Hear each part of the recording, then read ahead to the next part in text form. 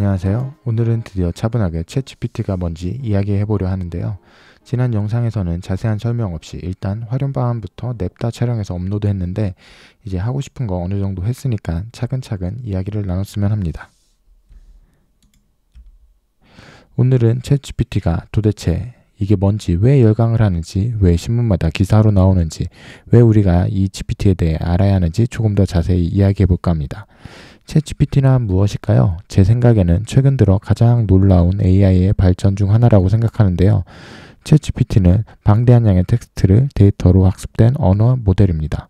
이게 어느 정도냐면 사람이 작성한 글과 AI가 쓴 글을 구별할 수 없는 수준까지 글을 생성할 수 있게 되었는데요. 즉, 챗GPT는 사람처럼 글을 쓰고 말하고 번역까지 할 수 있는 기계라고 볼 수 있습니다. 그렇다면 챗GPT에 관심을 가져야 하는 이유는 무엇일까요? 그 이유는 간단합니다. AI 분야의 판도가 변하고 있고 세상이 뭔가 바뀌려고 꿈틀대고 있기 때문입니다. 고급 기능을 갖춘 챗GPT는 우리의 기술과 상호작용하는 방식을 혁신적으로 바꾸려 하고 있습니다. 웹사이트를 위한 컨텐츠 생성부터 고객 지원, 새로운 형태의 엔터테인먼트 제작에 이르기까지 챗GPT는 누군가에게는 삶의 편의, 다른 누군가에게는 엄청난 부가가치를 창출할 가능성이 있기 때문이죠.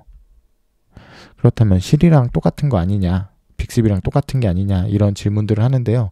핸드폰 처음 사고 다들 한두 번 쓰고 안 쓰는 기능이잖아요. 이것도 마찬가지가 아닌지 한번 직접 물어보도록 하겠습니다. 이게 챗GPT에서 질문한 내용입니다. 보시면 영어로 어떻게 얘기를 했는데 이거를 번역해 봤습니다.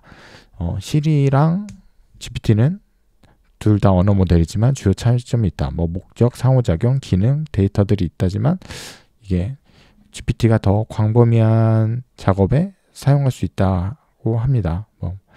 됐습니다. 이 내용까지 저희가 알 필요는 없고, 그렇다면 시리 말고 챗봇이랑은 다를까요? 챗봇에 좀 더 가깝죠. 저희가 타이핑을 쳐서 이야기를 하니까. 또 다들 챗봇은 한 번씩 사용해 보셨잖아요. 저는 솔직히 챗봇을 보기만 하면 뒤로 가기를 누릅니다. 물어보면 대답도 못하면서 옷가게 주인처럼 필요한 거 있냐 없냐 따라다니면서 귀찮기만 하죠. 저도 챗GPT가 이런 시스템인 줄 알았습니다. 그런데 좀 달라요. 뭔가 다른지 한번 보시죠. 간단하게 프랑스의 수도는 어디냐 질문을 해봤습니다. 당연히 프랑스의 수도는 파리라고 얘기하죠. 그렇다면 파리에서 유명한 것은 무엇이 있냐? 이렇게 다시 한번 물어봤습니다. 그럼 프랑스 파리에는 에펠탑, 노트르담 대성당, 루브르 박물관, 샹젤리에 거리와 같이 상징적인 랜드마크와 풍부한 역사, 예술, 패션, 요리, 문화로 유명한 곳이라고 답변을 해주네요. 그렇다면 이게 다라면 챗봇과 다른 게 없겠죠. 여기서 이어서 질문을 해봅니다. 파리로 3박 4일로 여행을 가는데 계획을 짜줄 수 있냐? 이렇게 물어보면 데이 1, 2, 3, 4에서 내용을 써줍니다. 저는 이 내용이 마음에 들지 않네요. 다시 한번 질문을 해봅니다.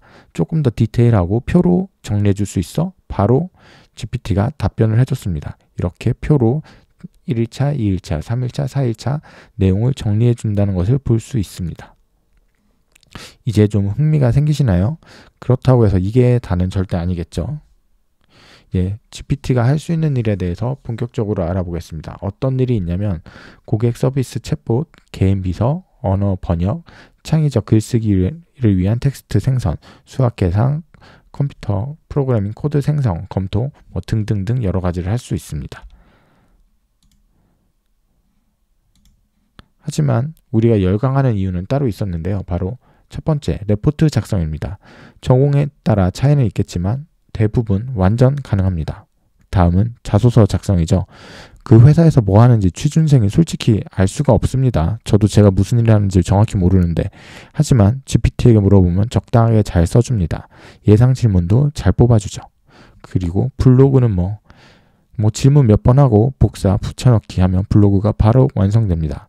그 밖에 음식 레시피를 알려주고요. 추천 와인도 가능하고요. 시도 써주고 노래도 써주게 됩니다. 그렇다면 GPT가 텍스트 기반의 모델이라고 해서 할 수 있는 일을 조금 더 디테일하게 물어봤습니다. 이렇게 길게 7가지 이유를 나열해 줬는데요. 중요한 건 자연어 처리, 텍스트 완성 이런 거 저희랑 상관없습니다. 중요한 건 여기서부터인데요. 소셜미디어용 텍스트를 생성해 줍니다. 저희가 질문을 할 때 트위터에 쓸 글을 만들어줘, 인스타그램에 올릴 글을 만들어줘, 이런 식으로 옵션을 달아주면 그 소셜미디어 포맷에 맞게 저희 그 글을 답변해 주는 것을 볼 수 있습니다. 그리고 마케팅 광고를 위한 텍스트 생성에도 아주 좋습니다.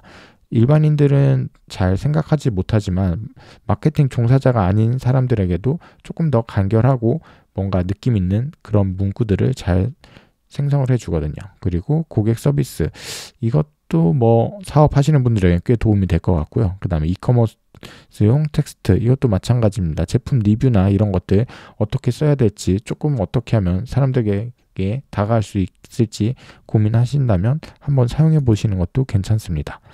이렇게 인스타, 트위터, 유튜버용 옵션을 이용해서 글을 써주기 때문에 대부분의 노마드 분들, 엔잡러 분들, 유튜버 분들이 상당히 열광을 하고 있습니다. 하지만 한계가 없진 않습니다. 이렇게 대단한 기능을 하고 있지만 챗GPT에게 유니콘에 대해 물어본다면 유니콘에 대한 이야기를 쓰고 있지만 얘는 이게 생물인지 아닌지 전혀 이해하지 못하고 글만 쓰는 거죠. 그래서 디테일한 상상력이 풍부한 텍스트를 생성할 수는 있어도 현실 세계를 이해하는 데는 여전히 한계가 있습니다.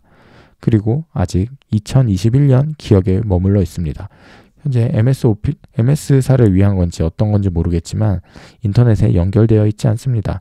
그래서 21년까지 입력된 자료를 기반으로 대답을 합니다.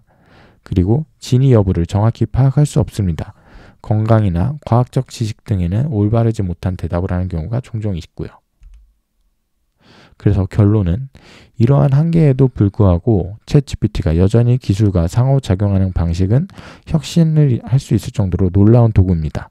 그래서 오늘 이 정보를 여러분들과 공유하고자 했고요. 프로그래머, 크리에이터, 학생 또는 단순히 AI의 미래에 대해 궁금해하는 사람이라면 한번 챗GPT에 대해 알아볼 필요가 있다고 생각합니다. 그럼 오늘도 시청해 주셔서 감사합니다. 궁금한 점은 댓글로 남겨주시면 답변 드리도록 하겠습니다.